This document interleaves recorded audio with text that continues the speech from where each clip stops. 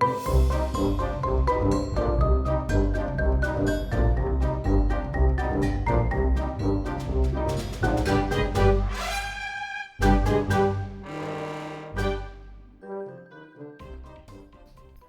everyone, and welcome to episode 3 of Briks with Bask, the series where I pick a random episode from the Main Common Descent podcast and design a Lego set based off of that topic. Today's topic is episode 58, The Bone Wars, which is a little bit of a weird one for this series since that's not really a thing I can build, but a period in history, so I had to get a little bit creative. For this one, I am building Cope's Elasmosaurus. Now, some of you may already know what that is, but for those of you who don't, the Bone Wars was a period in early North American paleontology history where two prominent paleontologists, Edward Drinker Cope and Othniel Charles Marsh, ended up having an incredibly dramatic rivalry where they tried to one-up each other and even sabotage each other in the discovery of fossils out in the western US. One of the events that many point out as one of the early moments in their rivalry was Cope's description of the plesiosaur Elasmosaurus. So plesiosaurs, the long-necked marine reptiles of the Mesozoic. Elasmosaurus is famously one of the largest members of this group, an extremely long neck. The total animal measuring around 30 feet long or 10 meters, and the neck making up 7 meters of that, 23 feet long. So a ridiculously big animal with a ridiculously long neck. But when Cope got the specimen, the first specimen of Elasmosaurus, and did his reconstruction that he would then publish and present to the scientific community, he got things flipped and put the head on the much shorter tail and gave the animal an extremely long tail, which was indeed the neck bones. So his Elasmosaurus was backwards. This got published, it got presented by him, and was pointed out very quickly that the skeleton was indeed backwards. Marsh then took advantage of this to embarrass Cope and was said to bring it up over and over again. Cope tried to pull all the publications that showed his mistake, but it was too late. Marsh claimed he had already told Cope of this mistake when he first saw it, but this definitely did major damage to their relationship and their rivalry. I'll talk more about the Bone Wars themselves since that is this episode, but I decided to make Cope's Elasmosaur. This is kind of an interesting one where I'm going to be building an incorrect reconstruction of a fossil organism. Now, most reconstructions are not 100% correct. It's a famous saying by paleoartists that all paleo reconstructions are wrong, to some degree at least. You know, that whenever we reconstruct an extinct animal, we're most likely getting something wrong. It is very unlikely that we got every detail exactly correct. You know, the color's going to be off, how much fat the animal might have had, how thick or slim, exactly the posture of the animal, like something's going to be slightly off. And as we continue to research these fossil animals, we will learn things that adjust how we reconstruct them. So all reconstructions are attempts to visualize and portray these extinct animals. This one, though, is an extremely incorrect attempt. And so, more so than most, it is a verified wrong reconstruction. And about as wrong as you can get, where the animal is backwards. So that's what I'm going to attempt to build. I'm putting together, I've got the flippers from those old dinosaur Lego sets way back when that had the mosasaur, which was one of my favorites, and tail parts that were not from that set. These are newer ones, but similar type things. Right now I'm working on a minifigure scale version. So, I did my miniatures and got the rough size. So this should be roughly, I'm still using the same size measurements for the actual animal, even though it's backwards. The tail and neck bones are not different in size. So this is going to be a minifigure scale one. But some background on the Bone Wars. The Bone Wars took place from roughly 1877 to 1892. This was during a time of major paleontological discovery. where rich fossil beds were discovered out in the west of the United States. Many of these fossil sites are still famous nowadays. The fossil deposits in the Badlands are renowned for their dinosaur deposits, and many of these were the ones that were coming to the notice of paleontologists like Marsh and Cope. Marsh and Cope had been friends at one time. We went into this history a bit more in episode 211 about Cope with our guest Astrid, and really got to get into the just so dramatic life that he led. But at some point there was a falling out between them and a rivalry formed. And this rivalry was not unfounded as time went on, because they would actively sabotage or at least betray each other's trust. A famously cited event is when Cope showed Marsh a fossil deposit he had been working on or looking at, and Marsh then went behind Cope's back to talk to the overseer of that site, that deposit, and ask him to start funneling fossils his way instead of to Cope. And when this was found out, it soured things. And things went on and on. There were records that suggested espionage or like spying, that men working for one of the two would be sent to the other's camp, or were claiming that's why they took work for the other, whether or not that's what was actually happening. And then the most dramatic being that there were events of them digging at a site and then claims and records that seem to suggest they destroyed remaining fossils, sometimes with the use of dynamite, it's said, so that the other couldn't take advantage of this fossil site if they came in behind them.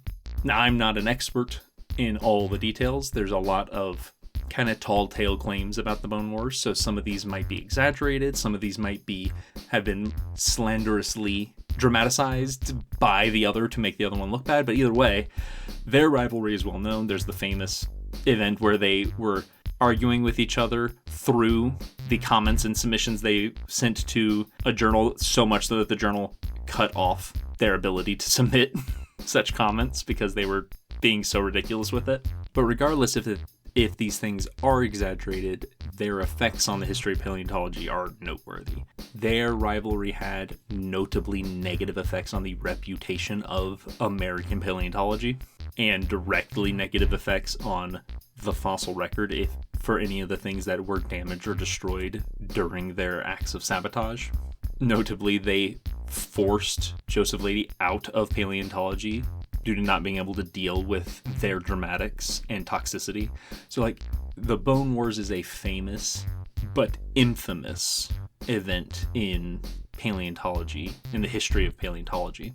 It's often portrayed as a ridiculous, funny, over-the-top event, and in many ways it is. It is ridiculous, it is over the top, but it is kind of a tragic moment in paleo history, because it is kind of an example of all the ways one should not do paleontology, both just for human decency, but also from the perspective of professionalism and as caretakers of the fossil record. And one of those things being the event with Elasmosaurus. Now, this was not a long-lasting misunderstanding. He incorrectly reconstructed this animal, and then it was fairly quickly, like within that year, indicated to be wrong, and the publications were pulled, and he republished a correct or more correct reconstruction. But it is an interesting example of fossil fallacy, where a mistake, a very notable mistake, was made with the reconstruction and description of a fossil animal. Now, part of that almost surely was the fact that Cope was not doing due diligence in getting his publications and research reviewed adequately before publishing it. If he had showed this to more scientists and gotten second opinions and taken them to heart, he probably wouldn't have had this moment of embarrassment. So it's not just likely that this was just shoddy work, but also unprofessional handling, that the way he went about this was very likely avoidable. And this is why we do peer review with such rigor nowadays, is to try to avoid moments of this where a careless mistake was made. This was not Cope trying to make this animal more interesting, just a misunderstanding of the organism. And in his defense, Elasmosaurus is a ridiculous creature. for 2/3 of your body length to be neck. Like, that's insane. That's not even the case for things like giraffes and sauropods. The long-necked dinosaurs, they have an extremely long tail, and giraffes, their neck is not nearly that big a portion of the body. Like, it's long, but they've also got incredibly long legs. This animal is almost all neck, and that's very strange. So it's not unreasonable for someone to be confused upon first seeing it. Now, this was not the first plesiosaur ever discovered, so there was some precedent for what they were like, but none of them discovered at this point had nearly these proportions. So still understandable why he might have gotten somewhat confused by it. But for it to actually make it all the way to publication with that big of a goof, it's probably an indicator that he was not being as careful as he should have. Now, I'm about done with this little mini backwards Elasmosaurus and just putting the color on now, and I'm pretty happy with it. And once again, in fairness to Cope to a degree, I'm not going to defend him that much because he was also a horrible human being. Racist, sexist, bad person. So by no means take this as me going to bat for Cope. But fairness where it's due, this does not look like a ridiculous animal. This animal that I built here out of Lego actually looks pretty reasonable. Very often marine animals, the tail's the longest part, and so it's not too crazy.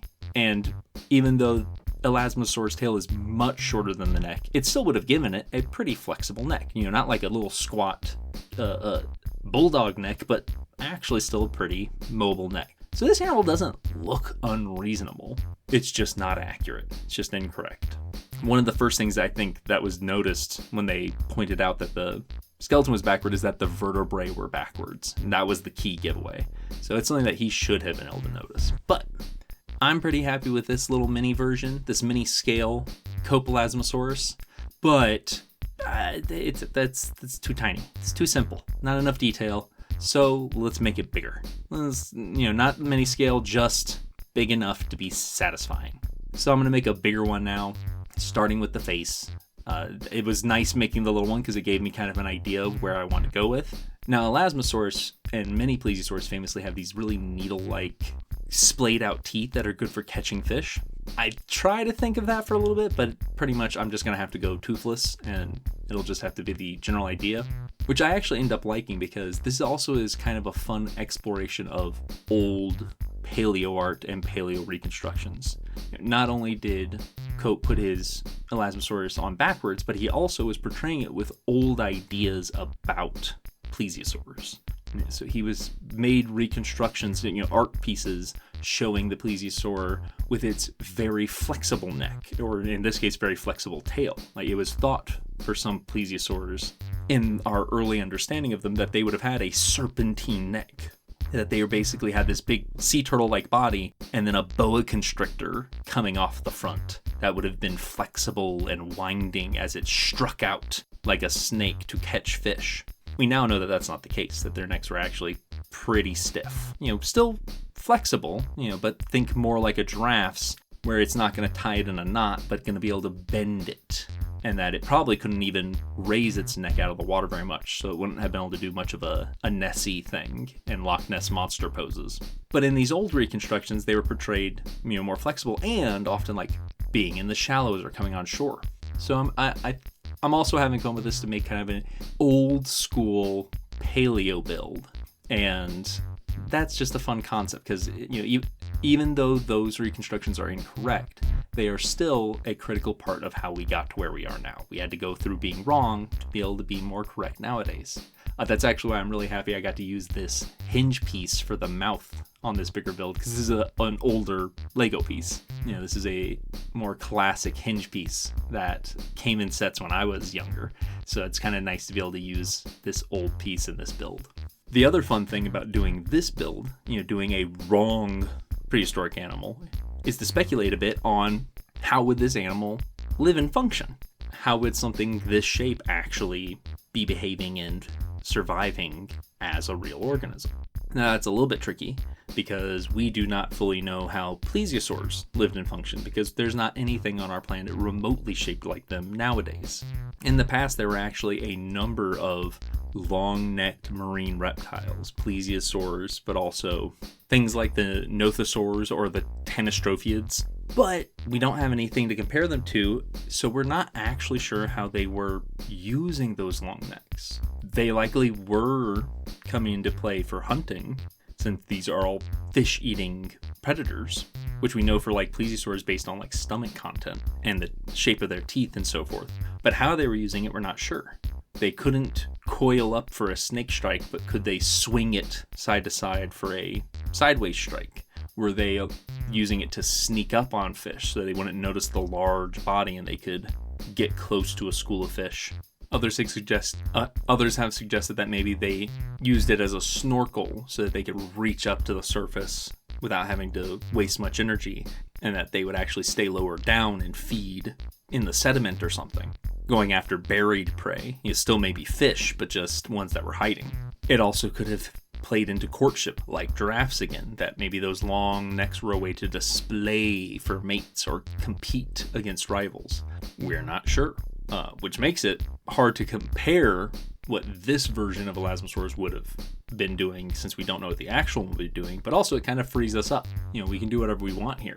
To me, this reconstruction of Elasmosaurus really feels much more sea turtle-y, since we've got a much more moderately lengthed neck, and the plesiosaur body is already very sea turtle-esque. Now, they were not sea turtle-like in how their body was built. For instance, their flippers were not flexible and as maneuverable as a sea turtle's is, so it is almost sure a positive that they could not pull themselves up on the beach. Plesiosaurs just don't seem like they would have physically been able to leave the water at all, which means they almost certainly were giving live birth, as many marine reptiles in the past are thought to have done, and we have evidence for a few different ones that they did indeed give live birth. And there is some evidence, I believe, for plesiosaurs in that vein. But this one, if it was built more like a sea turtle, and in artworks that Cope drew portrayed it as coming into the shallows, maybe it was coming on shore. It would have been a very big animal to pull itself on shore, so it would have needed some major reinforcement in its ribcage to not be crushed under the pressure. Whales suffocate due to their own weight when they're out of the water. They're just not able to survive outside the buoyancy of water anymore. But maybe this one did have a more robust rib cage, and if it was coming ashore, maybe it laid eggs still. Maybe it was living much more like a sea turtle, laying eggs and digging nests or something like that. Though of course it could still be giving live birth. No reason it couldn't. Going to the shallows could even be beneficial for that. Maybe it's coming into shallow nurseries. Water too shallow for predators that can't drag themselves to come in. So this Cope's Elasmosaur would be able to find these shallow lagoons or shallow entry points, too narrow and too little water for a shark to make it over and get in. And maybe it's even trapped during low tide, but that allows them to have their young safely. So maybe it's functioning more like a seal in that regard, where it's getting into areas that it's too hard for the orcas to get to, and so on and so forth, which is kind of a neat idea.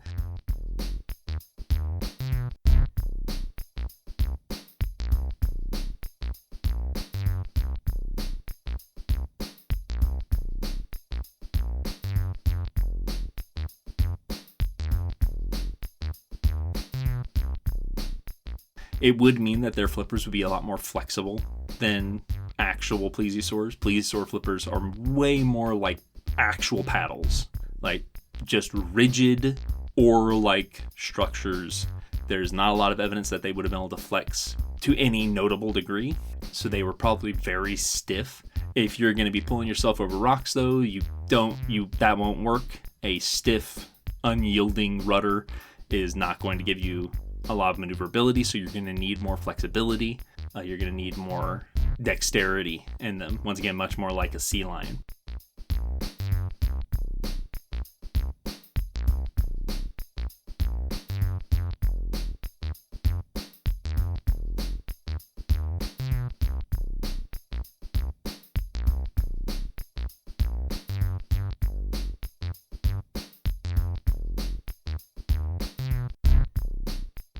I'm also kind of exaggerating the hump of the body here to kind of make it emphasize those old school builds.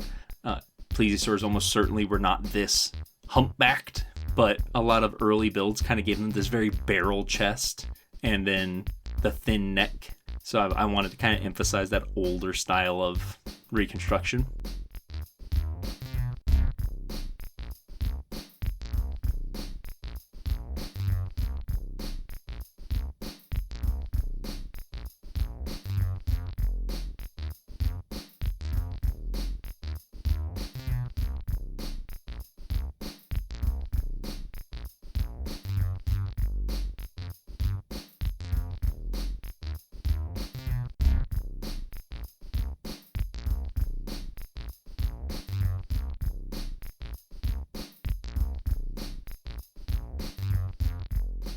And then now onto the tail. I tried to keep, a rough proportion so that I made sure I made the tail long enough so that it's 2/3 of the body length. But otherwise, I'm just kind of slapping together these jointed portions so we can have a long, flexible, windy tail. What this tail would be for, I don't know. Because even if we're, speculating and making kind of our own creature with this, the neck bones of a plesiosaur are not compressed and not very tall up and down like a crocodile's tail would be. So there isn't a ton of indication that this would be extremely good for propulsion, for pushing them along the water. So I don't expect this is swimming like a crocodile just with a ridiculously long tail, because it just doesn't seem like that would be feasible for such a large animal and such a long, thin tail. I'm sure it could help a bit. Which is it? The muskrat? I think it's the muskrat that has a flattened tail. And it's the aquatic rodents that are in South America and now here in North America. And when they swim, they kick their feet, but their tail goes back and forth. And it's not pushing them much, but it is giving them some extra forward motion. So maybe it's like that, where it's still using its flippers, its limbs, to do most of the swimming. But that tail adds a bit of extra cruising power, so maybe they're able to swim a bit more lazily, and maybe they're good long distance swimmers with this big long tail, or maybe they're able to be stealthier. Maybe this gives them, I don't know enough about how one is stealthy in water. So, maybe it would be helping them swim, but probably not their main mode of swimming, which then means what are they using it for? Once again, display, always a good explanation for a weird body part in an ancient organism. This is also just fun. You can see me having difficulty connecting the tail because the program just isn't wanting to connect those two, so I have to just manually slide it into place. So every now and then, the quirks of studio sometimes. But maybe it's display. Maybe they used it to signal their moods or communicate with each other, kind of like how the position of, a dog's tail will be a big portion of its body language. Maybe it's used in courtship, that, the way a male and a female court one another when they're ready to mate has to do with like an intricate entwining of the tails, like some, cobras and some snakes will do. Maybe it's a way for them to hold on to each other during mating. Maybe it's a way for the male to, does a dance to show off to the female. So lots of things like that it could be. I assume it could be things like hunting. Maybe it was a lure to bring in prey. Maybe they could use it to corral fish in shallows, wrap the tail around and then snap up fish. Gharials are known to arc their body like that along the shoreline and trap fish in the small pool they make with their body. And as they try to escape, snap them up when they go past their face. So maybe it's something like that, and it's a way to corral fish in toward the face. So there's some ideas. Getting to the coloring step. This is not what the final colors are going to be. You'll see that I change it from here once I realized that I'm using the same colors I used for Archelon last episode. I've also got the flippers on now, which, as you'll note in the final pose and in the pictures, I made them flexy, bendy, so that we can have the nice, plap, plap, plap. So it'd be kind of like the pose for the plesiosaur and when dinosaurs ruled the earth that's walking around on the shore. Once again, just trying to capture that old school, dinosaur movie and classic reconstruction vibe. So yeah, this is almost finished. Cope's Elasmosaur. I'm giving it some counter shading, even though I've been saying it's a shallow water animal. Counter shading is just a pretty common ocean animal thing, if only due to the fact that the sun is damaging, so you want to have darker pigments on top. I'm trying for some different coloration here, and this is when I realized I actually think I want it to be more brightly colored. And this is partially just to lean into the, let's make it a little bit goofy colored, and just a little funner colored. A bit more cartoony perhaps. So yeah, Cope's Elasmosaur almost done, putting the final touches on the color. I like the idea of it being a shallow water predator using its tail to corral fish, maybe coming ashore to lay eggs or find nurseries to take care of its young. Maybe it's feeding kind of like a stork with that still flexible neck and being able to come down into tide pools or places to grab at prey. And it still would have been one of the biggest predators in its environment, even though most of that is just tail. I guess it could have also used that to try to defend itself, but you can't really swing tails the same way underwater. At least not tails like this. I don't think you'd be able to whip at a predator. So, yeah. If you have any ideas for what you think Cope's Elasmosaur would have been doing with its long tail, I'd love to hear them. And as usual, if you have any ideas for how you'd build this creature or how you do your own version, please share them. You can find instructions for this down in the description. If you build one yourself, feel free to send us pictures. You can join us on the Discord where we have a Briks with Bask channel and can discuss. And if you make any modifications or build your own, I'd love to see them. So yeah, there you go. Cope's Elasmosaur in both mini scale and big scale. A rare historical paleo art build. Probably we won't get to do too many of, but this one was fun. And hope you all enjoyed. And I'll see you next month for the next episode of Briks with Bask.